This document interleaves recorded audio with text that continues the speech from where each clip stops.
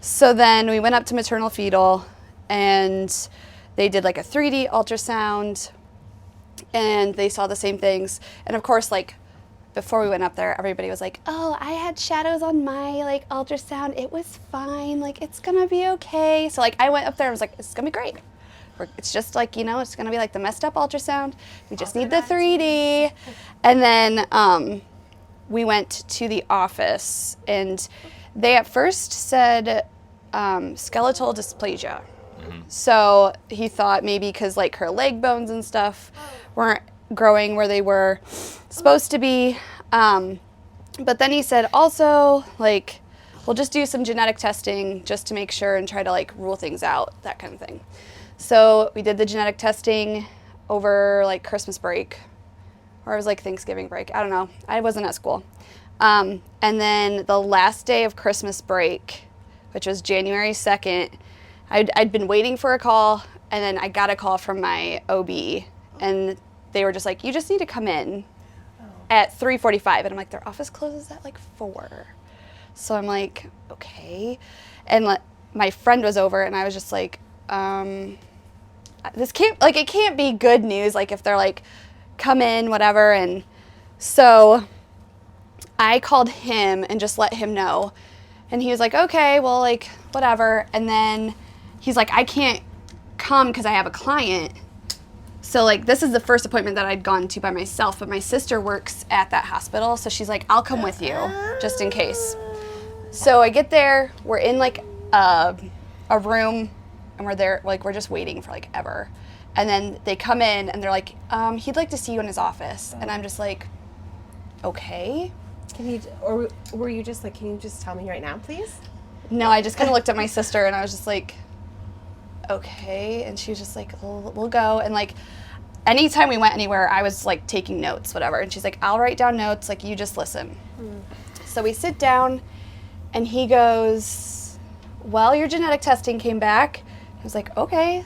And he's like, and you're not with her at this point? No, No, he was I meant, not. yeah. He goes, well, genetic testing showed trisomy 18. And at first I was like, my cousin has Down syndrome, like trisomy 21. Like, okay, cool. Like, so, like, I don't care. Got it. It's fine. Like, yeah.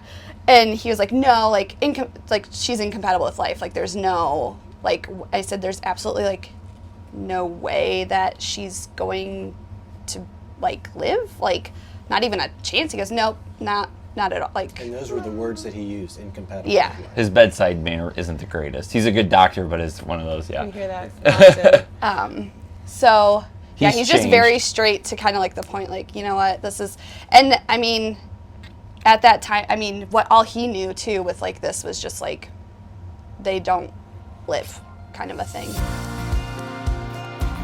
Imagine being told before your child is born, or just as they are born, that they are incompatible with life. How would you react? That's the question for this episode and the next. I'm Seth Carnell, and this is the Go Shout Love podcast. It is a bright, sunny, and warm day here in Ohio, and we are in the living room with Nick and Hailey, who are the parents to Charolotte, a sassy and happy 4-year-old girl with trisomy 18. During this conversation, she is playing on the floor in front of us, and she is one of 2 feature kiddos for this month who are both diagnosed with trisomy 18, and the common theme between them is that they were both labeled as incompatible with life. You will soon find out in this episode and the next that these kids are quite the opposite, and in fact are built for life. This week is about Charolotte, and we will hear about Carter next week. There is a lot to unpack in this conversation. Nick and Hailey will tell you about how they received the diagnosis, how they reacted, and what their life is like with their little girl who is defying the labels, and also how they are advocating for her and others like her. There is always something new that we learn and something unique about each family. This conversation is no different. Leading this conversation is Josh Veach, our executive director, along with Jessica Santo, our family relations director and talented photographer. You will hear Charolotte in the background along with a few other noises. Please forgive the occasional distraction. We do not record these episodes in a studio, but in the houses of these families, and are at the mercy of the environment, but are very grateful for their hospitality. Here we go.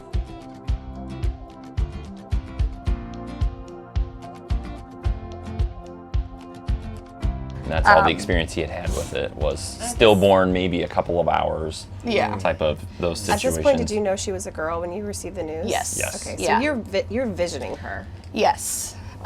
So we kind of just sat there. I was just like stunned. I wasn't even like crying yet because In it was just shock. kind of like shock. And so he's like, "Do you have questions?" And I'm like, "I don't know. Like, I don't know what to." I think What are I the just right kept, questions to yeah, I ask just when kind of you kept get asking that? like, "So there isn't a chance at all?" And he's like, "No."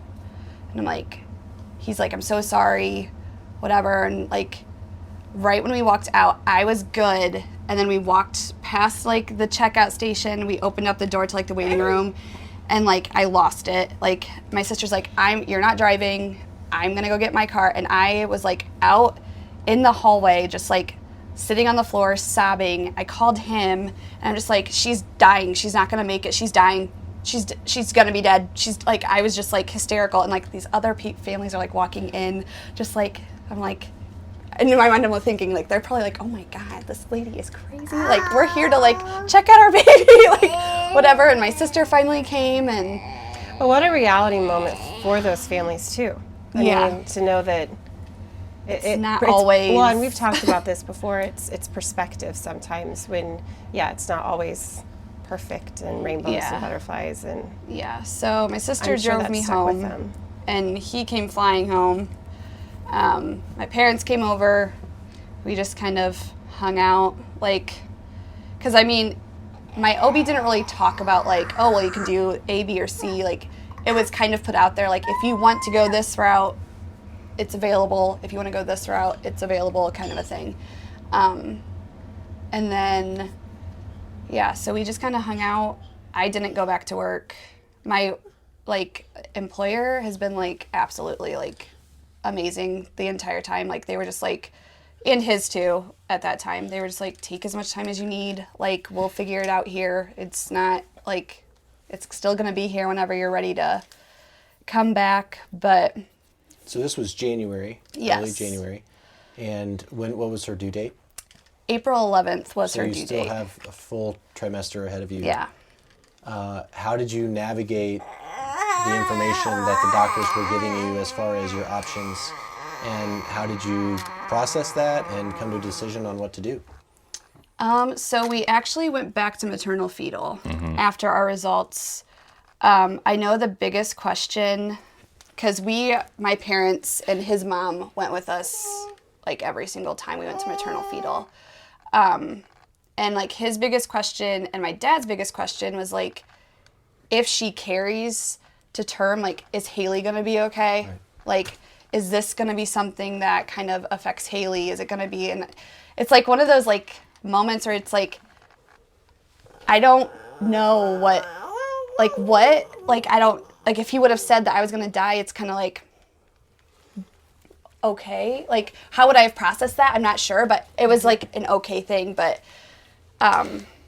yeah, so that was kind of just an interesting moment with that. But I'm a planner. Like once I find, like, I gotta like figure this all out. I want it all done. Nick's the more like laid back, like, like we'll just Go with kind the of flow. go with the Yeah. flow. Like we'll see kind of what happens. And I'm like, nope, I need to know. So there's this organization called Sufficient Grace Ministries out of Deschler. It's local. And her name's Kelly Gherkin. She's like the founder and everything. She actually had a few losses when she was having her children, and kind of based it all around that. And she has like doulas and all of this stuff. So my mom gave me her contact information. I immediately, it was like probably by the end of January, I had like emailed and reached out and said, this is what's happening and I want to make a plan. Like I need to have something. So I think I met with her. Well, we both met. We went like around February, something like that. And she helped us create an entire birthing plan. So everything that we wanted. So like before the birth, during the birth, after, what did we want, all of that stuff. And she kind of took away a lot of like the questions that we would. She had pretty much all the answers for us. Yeah. So when you guys are planning this birth with her, you're planning on not bringing the baby home. Right. You're planning on delivering. We stopped finishing her room. We stopped. Oh my But gosh. we didn't. I didn't buy anything. We didn't buy anything, and yeah, so We had a crib and we had a chair. that was and about then it. we stopped. Clothes and some clothes and diapers, and that was about it. Yeah. But was able to kind of handle. And at this Anything. and at this, No, you're fine. at this time too in your pregnancy, is she moving? Are you feeling her?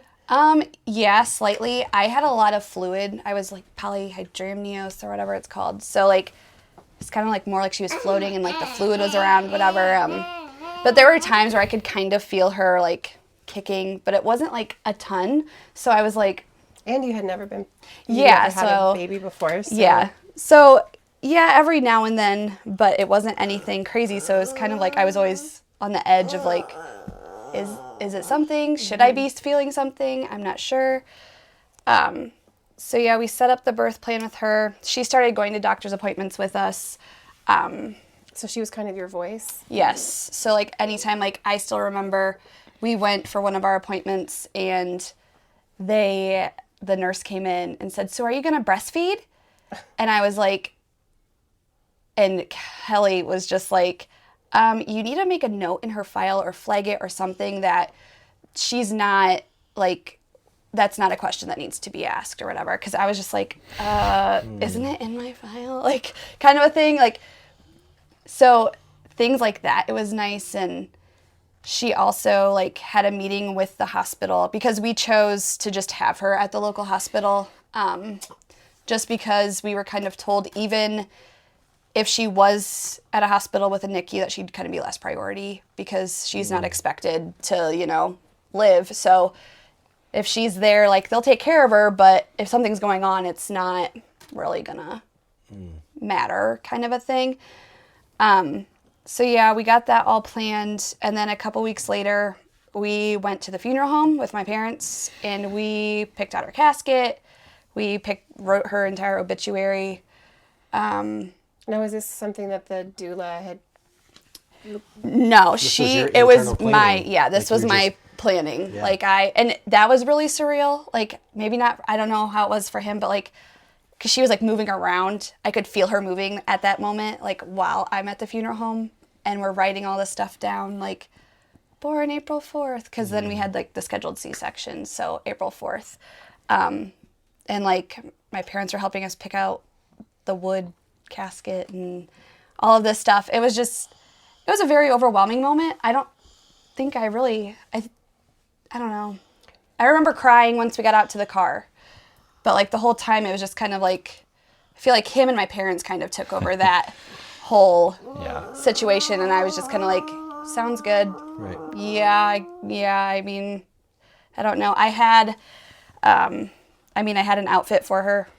We had, Do you still have that?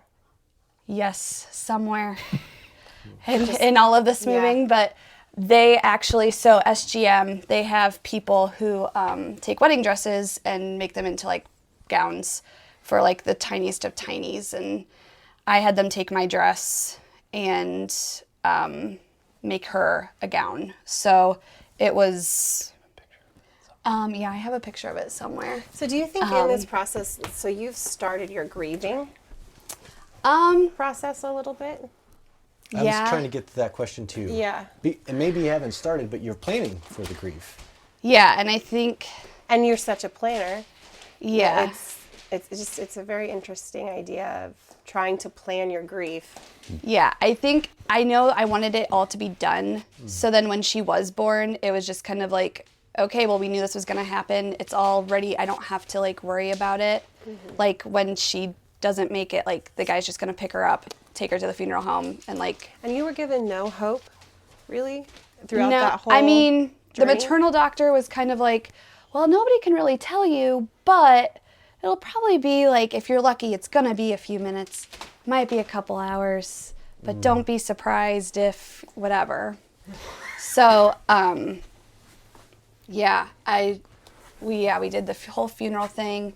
Kelly, like I said, had a meeting with the entire like doctor, staff, like head people of the hospital, because our plan was, we have the C-section, she's in there, she gets whatever pictures, whatever videos, and that was like a big, like, no videos, you cannot video a surgery, like, no. And like, then my OB was finally like, you know what, they're gonna get whatever they want, and we're just gonna be okay with that. And then, so she kind of, I mean, I don't know, it seemed like he was kind of just like, I get it, like, this sucks, but like, I'm just telling you, like, this is the reality of what I know, kind of a thing. And they had hospice there just in case. We brought her home, but that was a major just in case. Like, I've spoken with our nurse that we've had the same nurse since she's come home on hospice. And when we've talked about it, she's like, there are people there that just said, there is no way that girl is coming home. She is dead. She's done. She might, like, they were just set on, like, you just leaving that hospital and just you. So. Well. Yeah. She's right here. Yeah. So they were all wrong. And I really quickly want to take just a pause, since she's like so calm right now. I just want to have you guys just give her little kisses on the head and then hold her hand that's in her mouth just down a little bit. She won't even know she's getting her picture taken. I'm going to trick her here. And then Dad, move that hand out. Mom, you hold her hand. There you go. And then you guys just give her kisses on the head. Oh, that's it. That's it. Good job. That's exactly what I wanted.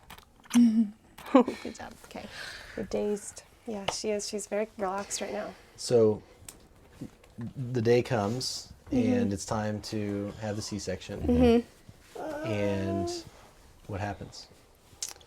So it's like, what, 4:30 in the morning? We get up we have everything all ready to go. It's like, like 4:30 in the morning, because we had to be there a couple hours early to get her prepped for everything. And we get there, and then, because I think it was scheduled for like 7:30, 8 o'clock, something like that. And both her parents are there. Her sister, my mom, my brother. Brother-in-law. Kyle. So you're bringing in as much family. Everybody's in the waiting room, like it's pretty much about an hour after we got there. Everybody was pretty much there, waiting. like ready to roll. Because we call it comfort care, and so like after the C-section, they weren't gonna. There are no interventions. They're not gonna do any testing or anything like that. Like it was got her out, and then literally on my chest. And then our priest came in. We had her baptized right there, like, immediately. I didn't even see him come in, and then like Nick goes, like, she started crying like when he poured holy water on her. Yeah. But like that was then he her left, first sound. And then I looked at Nick and I was like, "What just happened?" And he goes, "She just got baptized." I'm like, "Nobody told me what's going on." Like, I totally missed it. Were they expecting her to even be able to cry? Was the cry a surprise? There wasn't really any expectation. It was kind of just see what happens kind of a thing, because it was all new for them too. All their experiences they had was all because normally or people go to a larger hospital, right? So they hadn't really had any experience with it. So it was all kind of new for them, so they didn't really know what to expect either. So then she started crying, and then kind of everybody just froze for a second, like, okay, well, so she's alive. And then they finished sewing Hailey back up, and Kelly was around taking pictures, and then after we wheeled her right from the surgery room my room was right across from like the OR, so she went in I got her. And he went, and I looked down the hallway, and he was in there like hugging people, and then which was the craziest moment, because I'm a very outspoken person, and I normally I'm not afraid to find the words to say, and I just remember walking down that hall, and I can see my mom and her mom are both standing there like this, like just look in their face, not sad, not happy. They just like, okay, because I was just stonewall faced, just walking. And I don't know if I did it on purpose, but I walked up and I didn't say anything, and I kind of just looked at them all, and they were all just like, and I'm like, they're like, my mom goes, or no, it was your mom goes, so, and I was like, oh yeah, I should probably tell you, she's alive. She's doing really good. She's in the room with Hailey right now. And I know instantly, like, my mom and her mom started crying. My brother, we awkwardly started clapping. Which was funny, which made me smile, because, like, I was just, like, normal face, just walking up, like, in my head I was, like, thinking, what do I say here? This is all new for you, too. Yeah. Right, so, like, well, nobody said, because I was so excited, but I was just, like, so she's quiet. Here. And they're like, she's here. Yeah, okay. like, that's what I said, was she's here. Like, I'm thinking, like, yeah, like, she's alive, everything's good. And then her mom was just like, yeah. so, so yeah. And then everybody, we had them come in immediately, like, a lot of didn't family have, came like, in that next our 2 little, days. like, 3 by ourselves. Like, they asked me, and I was like, just go get them, bring them in here. Then we started calling people, because as the day went on, she's still, like, hanging around. She kept doing like, better and better like, as the day went on. Kelly was getting her in random outfits, doing, like, the footprint stuff, like the stuff that she had in her room, was doing all that so stuff. It was all and comfort getting as care, much as we could memory get. making. And you're not having her on, she's not on any machines at this point? Not breathing, No. oxygen, No, nothing? no tests. No We didn't interventions. do anything. So, like, it did they ever recommend you or try to do that since she was doing well? Well, she was doing good. Then when they checked her and everything was like, fine. vitals were still good. The eating thing was a little iffy. But, yeah, so it was comfort care. We get to the room. We start making memories kind of a thing. So they did her footprints on, like, the little pieces they had made. And then we put her in her little gown made out of my wedding dress. Got pictures with that. And then had her, like, little swaddle. And, like, we had, like, little pieces that we wanted her to have pictures with. Basically, it was just a bunch of pictures the first couple of hours. Yeah. And then letting everybody just hold her. My grandma was there, too. So great-grandma was there. What was it like to be surrounded by so many people in such a It was nice. difficult and vulnerable moment? It was really nice, because there was, for the first day until We almost left, until bedtime. Yeah, Really, there were the people first day until bedtime, there was probably at least 6 people outside. So there was at least 9 to 10 people in the Like, room. my dad, like, the last few days, he was, like, there right when he could be there. Like, he was like, can I come in yet? As soon as like, visitation started, I don't care. boom. Like, yeah. it's fine. So, But yeah, it was cousins, nice. aunts, uncles, friends. It was actually really happy. Yeah. Like, the whole room was just happy the entire time. Which was nice that nobody was, like, coming in and being like, oh, like everybody was just like, oh my gosh, let me hold her. Like she was like a normal child, you know, like they're just so excited that she's here. I didn't sleep. The first night. Like, no. the first night, I would not let them take her. I just laid in bed. I held her the entire night. Watch Shrek. We watched Shrek. Yeah. My dad First sent movie. Yeah. my dad sent, like, lullabies to my phone, and I just remember Nick went to the bathroom the one time and he came out of the bathroom and I'm just holding her, like, sobbing, and he's like, are you okay? Well, I thought something happened. And Because I'm she's like just she was fine when I went to the bathroom. Yeah. Now all of a sudden she's like I'm just sobbing, and I'm just like, no, my dad just said a lullaby and it's so cute. I was just he's like, okay, and then, like, Shrek's in the background, like, yeah. playing. Yeah, it was funny. Yeah, so then the second day was pretty much the same. People who didn't show up And then it was Wednesday or was whatever it wasn't there. the second day when they told us we were going to go home? Or was it the third day?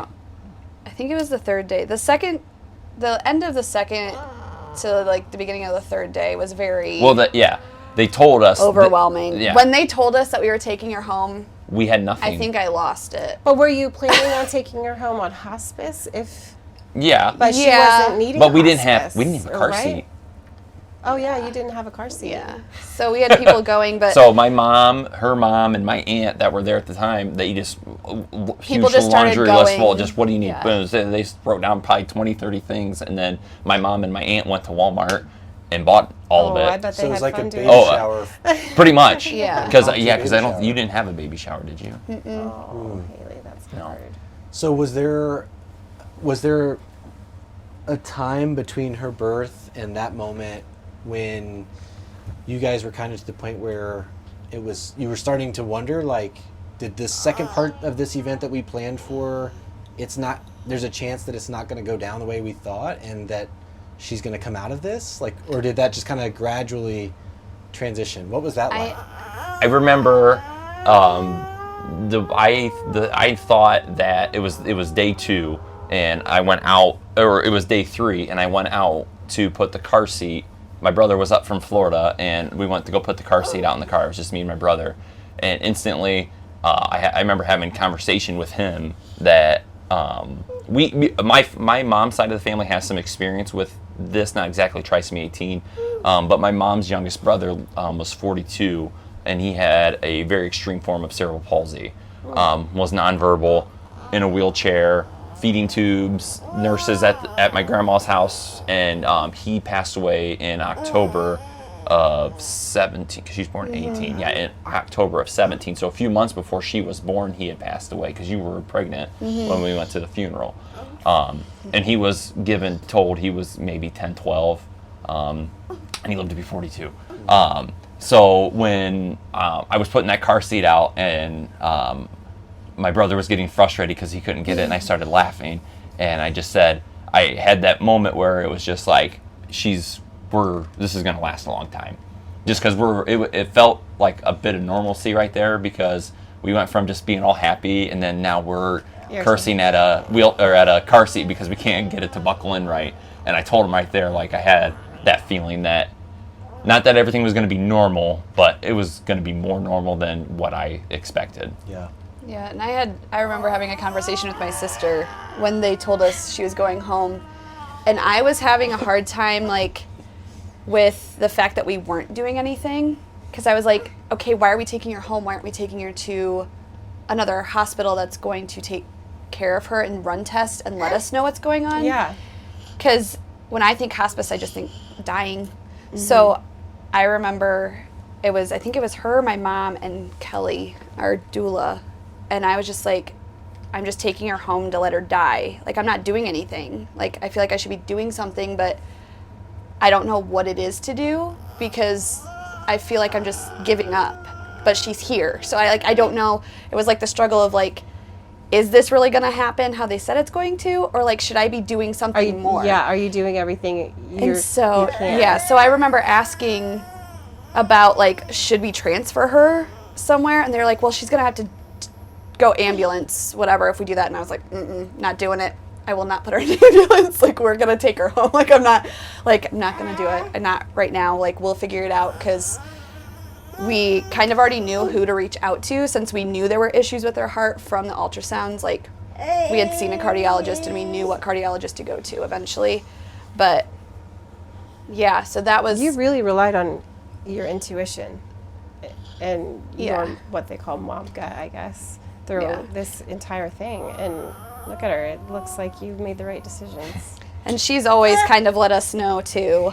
Like, and sometimes I wonder even, like, if we would have given birth at a larger hospital and she was immediately rushed off to machines and we don't really get to hold her, like, would it have been a different outcome, because she wasn't being loved on and held? And it's a like, interesting perspective. Because she wouldn't have had all of those people up there holding her and, like, snuggling on her and saying, "Oh, I love you, you're so cute." Love she was just a little squish. That's for sure. Yeah. So, what are your, like, if you each had to answer your 3 favorite things about her? Not to put you on the spot or anything. No, her sassy attitude. Happiness. Yeah. She likes to push things to the limit. Like, anytime, like, she seems so sweet and innocent, but if there's, like, something medically going on or something, she's like, I'm okay. And then I remember one time in the hospital, there's been a few times with IVs or, like, breathing and stuff, they're like, okay, we're going to probably have to intubate her. Like, she's not getting enough. And then, like, the doctor left the room and her numbers went, like, right up. And I was like, as soon as she heard that. Okay. Or when she went like a couple days without pooping and they threatened a suppository. They brought it in and before they even put it in, then full diaper. Like, so, yeah, she's really good at... She likes to keep you on your toes. Yeah. Yes. She likes the attention, maybe. Yeah. Yeah, she's very...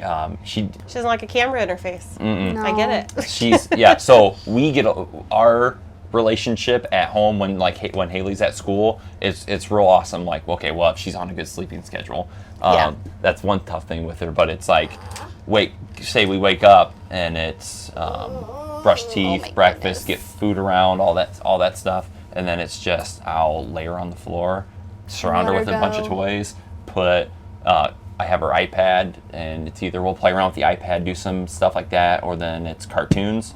And I literally just kick my feet up and watch TV. And she is just like she's doing with her rings. He admits that so proudly. I know.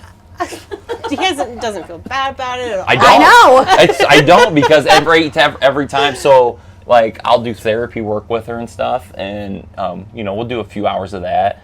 But I space it out throughout the day. But yeah, she's wiggling. But if you pick her up and like I've noticed it, like when she's home for the summer, it's so funny. Gets annoyed with me. After about like the first couple of weeks, when she starts to keep doing the same thing again, she's like, ugh.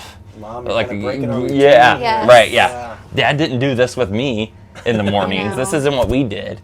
So yeah. How did you guys make that decision about you staying home with her? So we didn't really. I was gonna say you kind of made the decision. I just said okay. But you kind of decided. I was told what to do. I'll and I put said, my feet up. Okay, sounds good. it's because I was having a panic. Break here. Yeah. So like, so she was home for like a month. Yeah. Nick goes back to work, and like the first couple of days. I sold cars. Okay. I did that for about 6.5 years. Okay. So like we're all good. Like the nurse comes, checks her, all that stuff. Nick leaves for work one morning, and like she just like goes limp. She's blue, and I'm just like screaming. I'm like smacking her back as hard as I can, and I'm just like, oh my gosh. And we had just seen cardiology like a couple days before that, so he was like, if she turns blue or anything, just call, like we can see, but right now everything's okay. So I'm just like frantic. I'm trying to get her to like come back, and she finally like coughs. She's back with me. I call him. I'm like, you need to turn around. I don't know if he could understand me, but I was like, you need to turn around. You need to come home. We've got to go up to the doctor.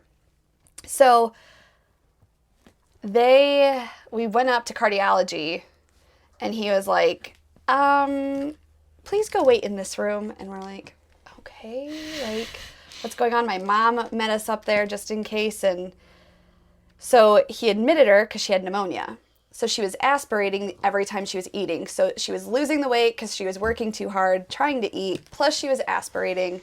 So she gets admitted, and we're up there, and I'm just obviously a mess. We were up there for 14 days. And I looked at him and my parents. They said, I do not want to be alone with her. I don't want to be alone with her. I don't think I was in the room. Maybe not. I don't know. He might have just been told. No, I think me and my mom were on our walks. And so I was just like, because if that's what's happening, like when it happens, because I was like, I thought that's what was happening. Like I was like, I don't want to be the only one with her when it happens. Like I can't do that. I don't. Because I know, even though I'll say, I know it's not my fault, deep down, I always have that little inkling, like, it's my fault. Nick's used to me saying, oh, I know that's not my fault, but I know it's my fault, like, kind of like the back and forth thing. So it was easier for him to kind of... Well, and there was other factors too. I was working at a car dealership. My job wasn't as stable as my wife's, teaching, and went to college for it and spent a crap ton of money on college to go do it. Yeah. So that was also an easier decision. Where my income was more sporadic and hers was the same every other week. So that made it easier. And I mean, also I had. And he's the more laid back one of us. Well, and I had some experience with it too. Like I said, with my uncle, I grew up around it. So the vent with her nose cannula and stuff, the oxygen, that was new. But like feeding tubes, crushing up medicine to put in a syringe to push through a feeding tube, none of that was. I saw that every time I was over at my grandma's house. Mm-hmm. Having a nurse come and check and do all like that stuff was normal to me. So it was kind of an easy decision. It wasn't really that hard when I remember I walked in and she's kind of like looking at me and she goes, so listen to this. And her mom just goes, what if you just stop working? Well, and the first thing was, what if you stop working and then you guys move in upstairs? And we were just like... I said, sure, on the stop working, no to the moving in. No to the moving in kind of a thing at first. We didn't want to move in, did we? And then, like, No, it was okay. We had a house in Napoleon for a couple years. Maybe 2 or 3 years. And then just got married in 2016, so we've only been married for a couple years. And I'm like, in my head, like I told her, I said, I don't want to be 2 years just married with our first kid and living with my in-laws. That was just my thought. Not that that it was like that big of a deal. It was just I wanted to try it. We wanted to kind of try it on our own. Sure. Well, then the house got too small. And then Christmas, the house got too small for all of our stuff. Plus, my parents were kind of already helping us out with the house since it was only my income. So it was like, I feel like this is just going to be cheaper if we move in with you. Like, if that's still okay with you. And there's no way her stuff alone would probably fill the house that we were in. Like, our house was like 700 square feet. Yeah, it was real tiny. It was like the tiniest little guy. And her stuff alone right now would probably fill the whole thing. So it's like we wouldn't have had the space. Yeah, because like this living room had the income was to like get our living own room house. and our kitchen in our old house. I think it's really cool that you guys navigated through that in just such a practical way. That, hey, our financial system or our financial situation is this, and our natural instincts and level of comfortability is this, and this just makes sense. And it's really cool because we talked to a ton of families, and I think this is maybe the first time that we've been in a situation where the dad is the one that's the primary caregiver day to day, and I think that's really cool. I love it, and I think it's amazing how you can step back and acknowledge your needs and hers and what's going to be best for her, and just to play a different role than what you're used to seeing. I think that's really great. Yeah, it's really cool. So you guys made the decision then to combine forces with your parents. Yep. And you mentioned a little bit earlier, but we weren't recording at that time, so I just want to capture it here. Tell us about the relationship dynamics that have formed, I'm sure in part because of the proximity of being able to be so close to family here. So her and Grandpa have always been buddies. But ever since Grandpa's been retired, it's been better, because he's just here all the time. But it's nice having, two other people that kind of understand the stuff, know. So if we need a break, they can watch her. We can trust, you watch us do this every day. You know exactly what's going on. Here's what needs to happen. And my mom is here pretty much once a week. My mom lives about an hour away, but she still comes pretty much once a week. So she'll come and babysit too.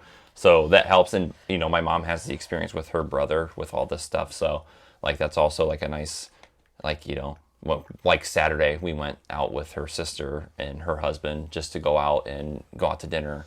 And we drove, over an hour away. We were actually going to, a few months ago, we were going to go to one of our college friends' weddings in Illinois before someone decided to get a UTI, and we were in the hospital for a couple of days. We were going to go. So she did it on purpose? Yeah. Because she knew we were leaving her? It was going to be our first overnight with neither of us staying with her. Yeah. And we were going to be 5 hours away. So it was she was freaking out. She didn't want to do it at all. I convinced her to do it. I was like, come on, college friends, let's just go. It's been, we've been here for 3 years.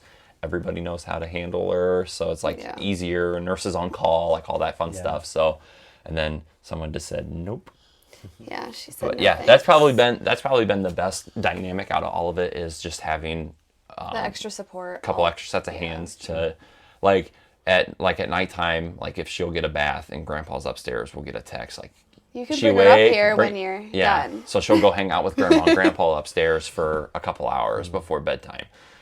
So, has your mom ever said anything about if she sees her brother at all in her? So there's a lot of similarities. The way she communicates is how my uncle did. My uncle Dave, so my mom's oldest brother. I remember, this was after her first birthday when she was in the hospital for the second time. We celebrated her first birthday in the hospital. And I remember when we got home, and it was a few weeks later, a few months later or whatnot, and I was with them for some reason, and he told me that was the kind of like first like emotional moment I had with my mom's brother, or with like a guy in general, because typically guys, we don't share that type of stuff. But he told me that it was after her first birthday that he believes that my Uncle Matt passed away to give her the strength to be here and be with us. So yeah, there's a lot of similarities, like the way she'll yell throughout the house. I remember when like we'd walk into my grandma's house, and if he was back in his bedroom, and if you did not go back to say hi to him, he would. So about the only word he could say was "hey," and he had a real deep voice. But so you'd be 4 rooms away across the house, and all of a sudden you hear "hey," and like come say hi to me. And she's that way too. She's like, if you're like around and you're not paying attention to her, like she'll get loud, and she gets real excited and stuff like that around certain people. And he was the same way. Like I remember when my mom or my uncle and her siblings would walk into a room anytime near him, brother or sister, and he would just instant smile. And she's the same way. As soon as grandma and grandpa or anybody walks in the room, she just smiles. And now it's just not a smile. It's if she's in or something she doesn't want to do, like I'll have her in her high chair, I'll have her in her wheelchair. She knows how to work. Yeah.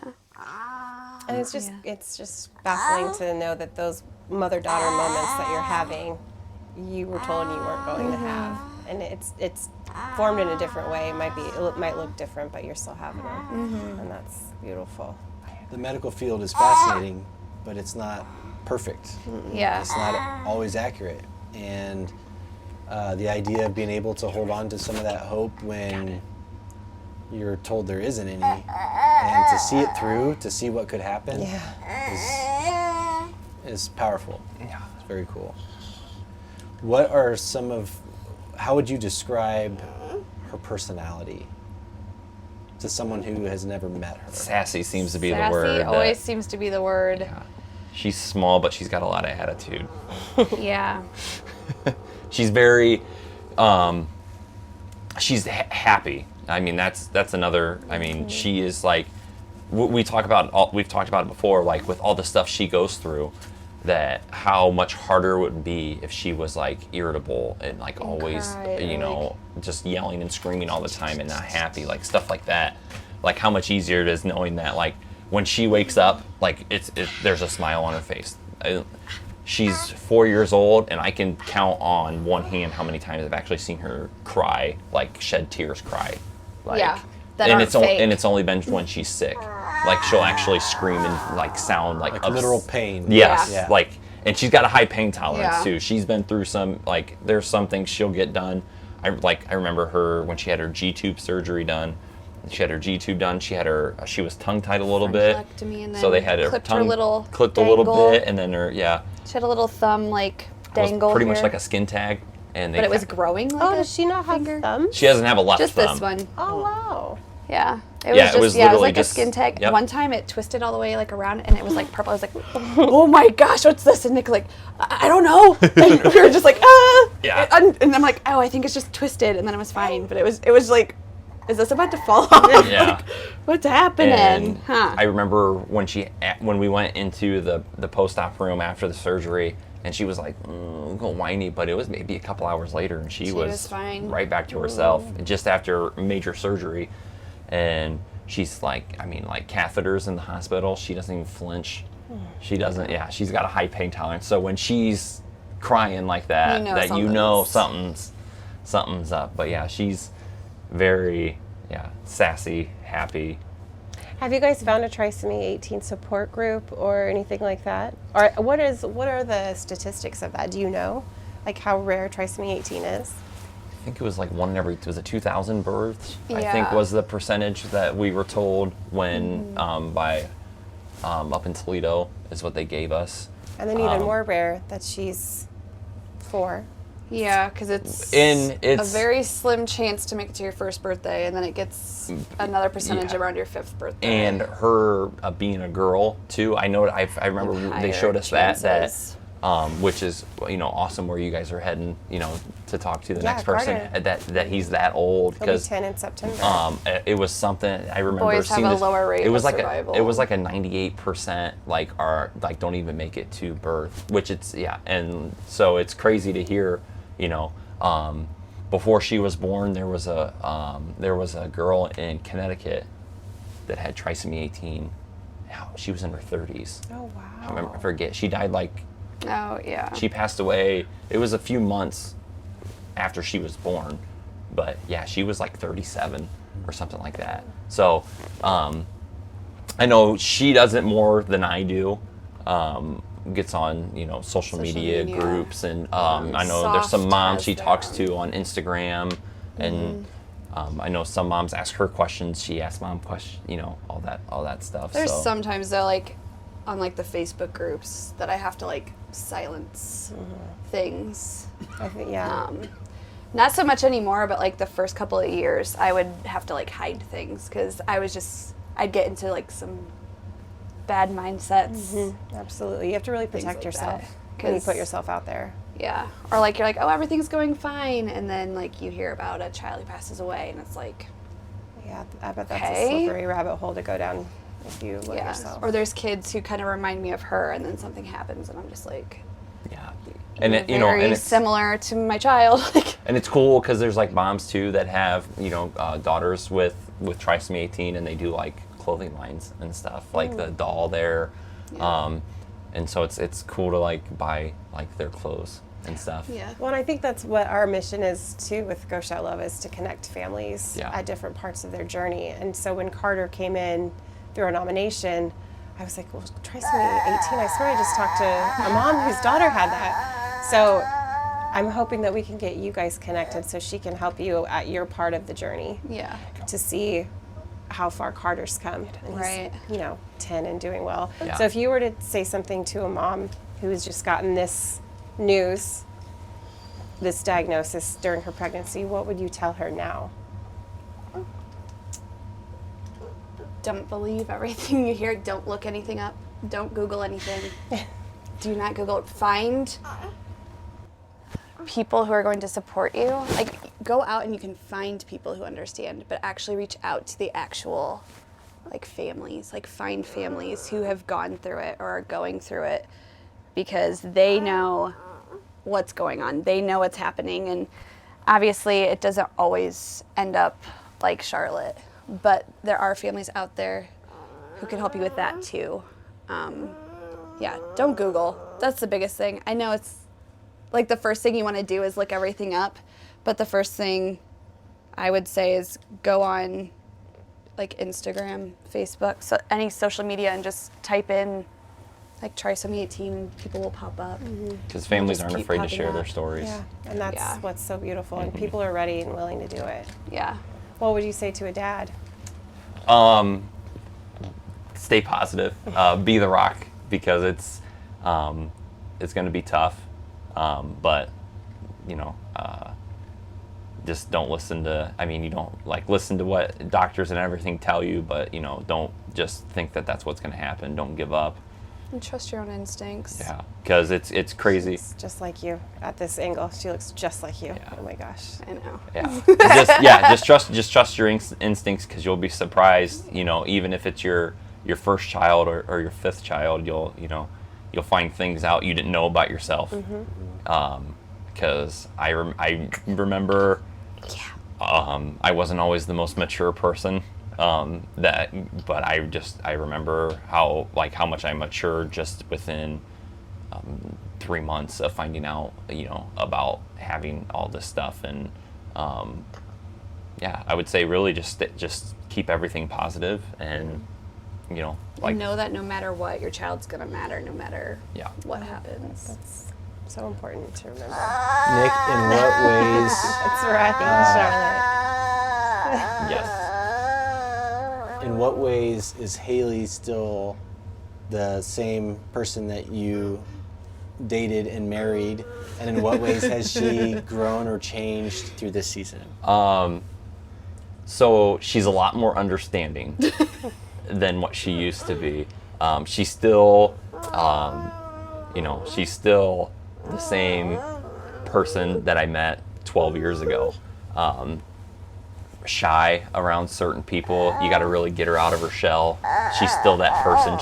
She's not a real socialite. The fact that she let you guys come here and invade the house is kind of But surprising. if you ask him, I was anxious all day. Yeah. I was Yeah. up and I was around, and I'm like, "Are you gonna get around yet?" He's like, "It's like 10 o'clock in the morning, Haley." I'm like, "I don't care. Are you gonna be around?" So she hasn't, she hasn't. I'm a type 1 type A. But just how much stronger she's become over the last 4 years with Charlotte. So that's been a fun growth to see. We don't Google, like she said, she doesn't Google stuff as much as she used to. She still thinks the worst possible outcome, but I think we've gotten better at that. But yeah, no, she's still the happy, smart, funny person I fell in love with 12 years ago. So, but Yeah, is that funny? just That's so nice. gotten a lot stronger over the past 4.5 years. What? And Haley, same question. I mean, Nick has always been like laid back, kind of just go with the flow. He's still the same that he is, but I think I've seen him grow more like emotional. He's more open than what he used to be. Like I could never get anything out of him, like emotionally. And that would be really frustrating because I'm like, this is how I feel. How do you feel? He's like, I'm fine. I'm like, no, you're not. You're not fine. I know there's something going on. And so it's nice that we now have that communication because then we can support each other rather than me just go off into another room and fume about and think about, okay, what is he worried about now? What am I going to do? How can I fix it? Kind of a thing. Feeling.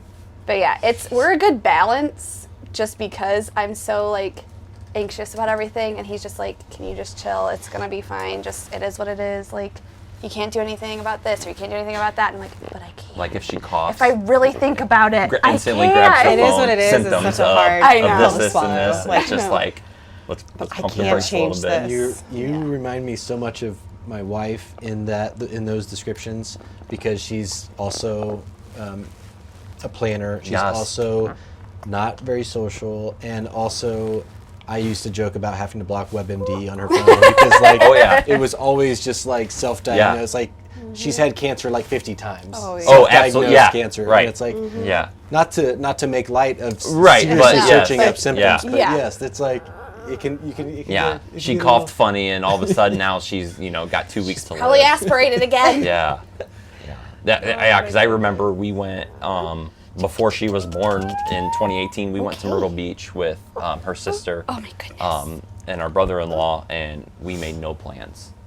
And I know she hated every second of it because like torture. But like Yes. that's the type of stuff like I like to do is like just wake up. Okay, what are we gonna do today? Go hang out at the beach and then what? I don't know. Let's just go drive around and find something. No, that And doesn't yeah, work. that's No.